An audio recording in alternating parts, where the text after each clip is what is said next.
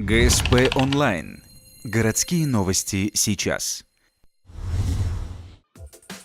Понедельник, 10:00. Школа-интернат номер 2.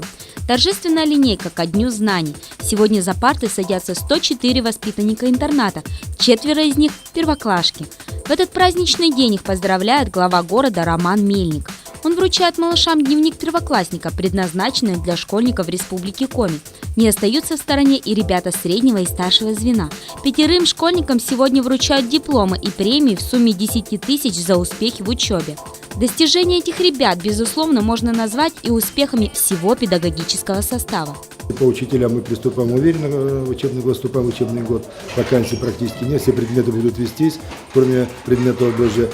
С поздравлениями к педагогам и ребятам также обратились начальник полиции Ильдар Махмутов и начальник социального отдела УГТУ Ирина Литвинова. Было отмечено, что 17 выпускников школы-интерната успешно учатся в Ухтинском университете, а это значит, что занятия в школе проходят не зря.